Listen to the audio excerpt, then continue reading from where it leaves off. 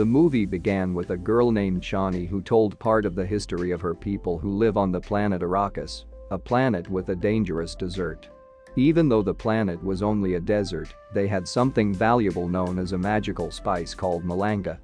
This spice could increase human ability, so they can travel around space in the future. Chani was a local resident known as the Freeman. He said that the planet was ruled by the Harkonnen noble family long before she was even born.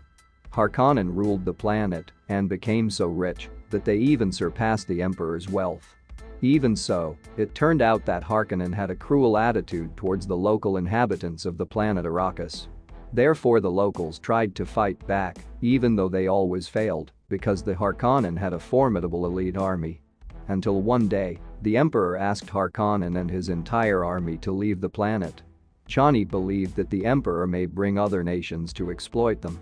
The scene moved to a planet called Caladan, which was ruled by the House of Atreides led by Leto. A young man named Paul, who was the son of Leto, as well as the prince of the House of Atreides, woke up in the middle of the night because of a strange dream. Paul has a mother named Lady Jessica who was a member of the organization named Bene Gesserit. Bene Gesserit itself was a group of religious women who have the ability to influence someone just from their words, that known as the Voice. Lady Jessica taught Paul many things, and the knowledge she gained from Bene Gesserit, because Paul has the ability to see the future as well as other unknown abilities. One day, a group of envoy from the Emperor came to the planet Caladan and met Leto. They conveyed an order from the Emperor in which the House of Atreides was asked to come to Arrakis in place of Harkonnen. They would later be asked to mine Malanga and lead Arrakis.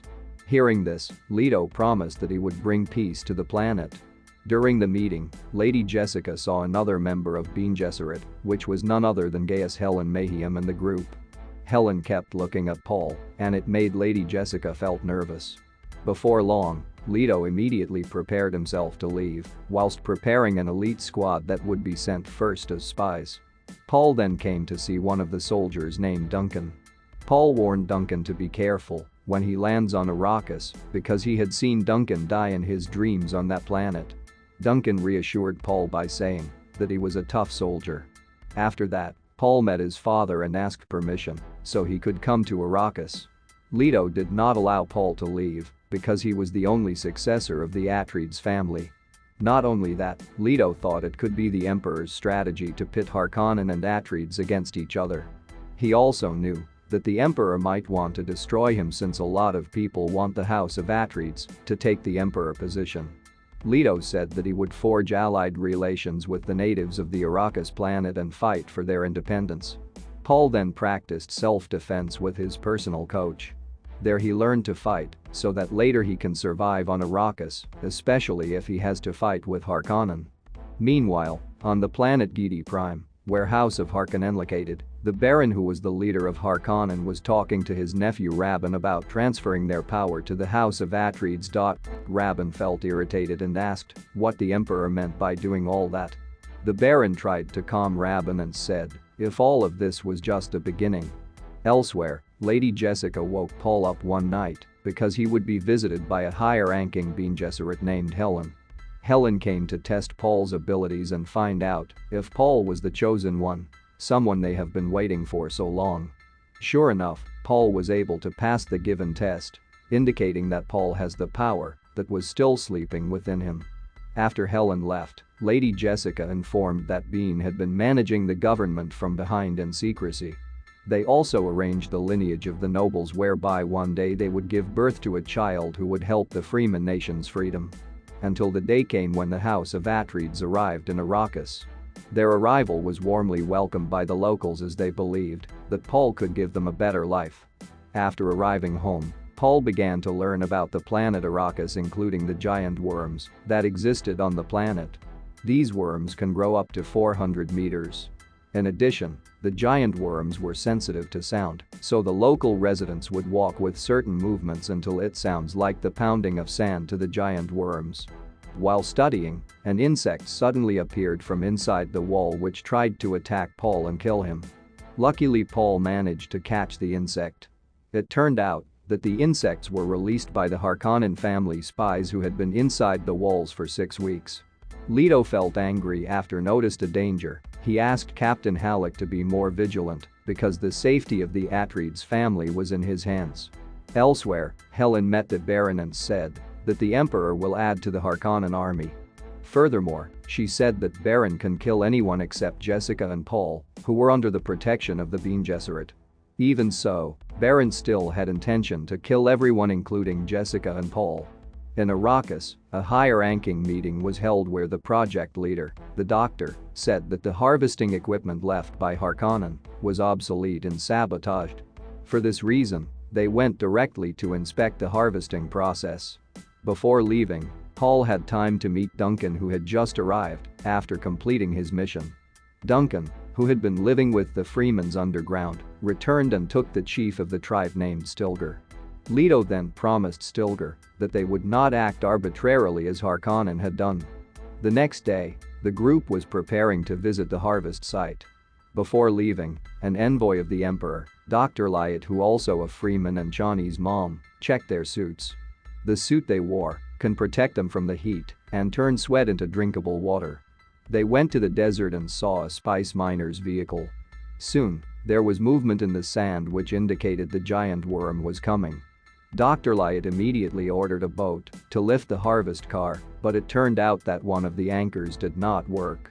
Leto immediately ordered his men to evacuate the workers. All the workers were rescued except Paul, who had hallucinations because he inhaled the spice powder. Halleck immediately ran to save Paul, even though he was almost swallowed by a giant worm. After the incident, Leto became very angry and ordered Dr. Leet to report to the Emperor about the broken tools and the delayed harvest. But Dr. Leet said that it was not her job. Meanwhile, in a planet called Salus Secundus, which was the base planet of the Imperial elite army known as the Sardaukar army, the troops were being prepared to help Harkonnen against the House of Atreides. Elsewhere, Paul was examined by a family doctor named Yue. The doctor said that Paul is sensitive to spices. After the doctor left, Paul said he wasn't having hallucinations but had visions. He knew what was going to happen and that his mother was pregnant. He told his mother about a woman named Chani. Besides that, she also saw her mother holding a baby with blue eyes like Freeman, where those blue eyes indicated that they often inhaled the smell of spices, which would occur from months or years after hearing this conversation. Jessica was afraid of what would happen to them in the future later. Leto realized that his guards had been killed by someone. Suddenly a killer insect appeared that attacked his back until finally the insect managed to penetrate his armor and instantly paralyzing Leto. It turned out that all this time Dr. Yue had been leaking information to the Baron. He also turned off the defense system which was there so the enemy troops could attack them. He was forced to do that because the Baron kidnapped and tortured his wife, so he was willing to do everything he could to save his wife. Even so, the doctor gave the opportunity to take revenge on the Baron by replacing Leto's teeth with dentures that could secrete poison so that Leto could kill the Baron by blowing the poison. The Atreider army could only wait for the arrival of enemy troops and try to fight it on the mainland. However, in the end, one by one Atreider army began to fall because the enemy troops were far more numerous than the Atreides army. On the other hand, Duncan managed to defeat several enemy troops, then tried to find Leto, Paul, and Jessica. But because he couldn't find any of them, he finally decided to leave there using a dragonfly plane that had been captured from the enemy troops. Meanwhile, Paul and Jessica, who were being carried by the Harkonnen troops, finally managed to free themselves by using the power of their voices so that the troops began to attack each other. They intended to return home, but it turned out that the whole place had turned into a sea of fire, so they both decided to hide behind the sand. However, because Paul smoked too much of the spice, he began to get visions of himself fighting in the midst of a holy war that was happening throughout the universe. Jessica tried to calm Paul, who was scared because he knew how much suffering Paul would endure. Dr. Ewan asked the Baron to release his wife, but the Baron killed him instead because the Baron didn't care about the doctor at all. After that, the Baron approached Leto, who was lying on the ground, paralyzed. On that moment, Leto exhaled the poisonous breath previously given by the doctor to make the entire room filled with the deadly poison. The incident killed all of the Baron's men who were there. However, the Baron managed to survive because he had previously activated his armor. Meanwhile, when Paul and Jessica came out of hiding, Duncan finally managed to find them both. He apologized because he couldn't protect Leto and the others. Then when a sandstorm arrived, the three of them and Dr. Lyot tried to take shelter from the storm in an old station that was once used for ecological testing. But without them knowing, it turned out that the Sardaukar troops had known of their whereabouts. Duncan tried to restrain the troops with all of his abilities so that Paul and the others could get out of there. Duncan managed to defeat several troops until he was finally overwhelmed and died on combat.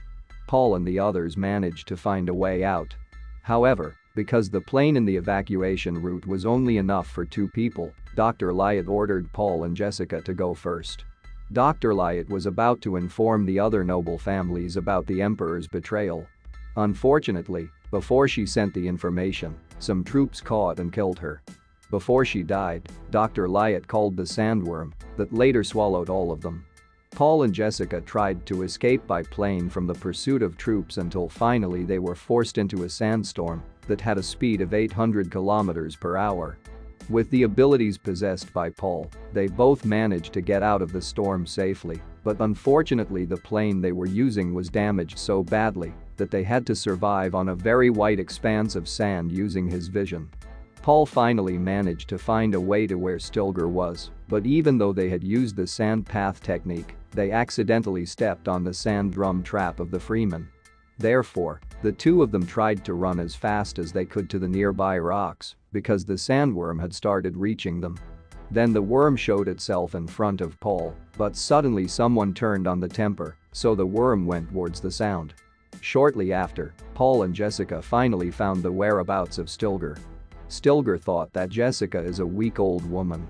He also tried to duel with her, but apparently, he did not know that Jessica also has martial arts skills, so Jessica managed to beat Stilgar easily. After that incident, Stilgar finally believed them and tried to lead them to a hiding place. Even so, one of the Freemen named James rejected the decision, so he challenged Paul to a duel with the Freeman tradition, namely whoever loses, they must lose their lives. Unconsciously, using the knife Johnny gave him, Paul accepted the duel with James. However, even though he was superior in the fight, Paul didn't want to kill James because he had never killed anyone with his own hands before. However, when he got a vision that he would die if he didn't let go of his past, Paul finally forced himself to kill James. After that fight, the Freemans began to believe that Paul was the chosen one. Jessica told Paul to return to Caledon, but Paul refused because he felt that his destiny was to be here and defeat the Emperor. When they were on their way to the hideout, they saw a Freeman riding a sandworm, which they considered a power. Even so, Johnny said that all this is only the beginning because they have many other things that are far greater than that incident. And the movie ends. Dune sure is a great movie, and if you enjoy the video, don't forget to hit the like, subscribe and bell button so you will not miss the latest video.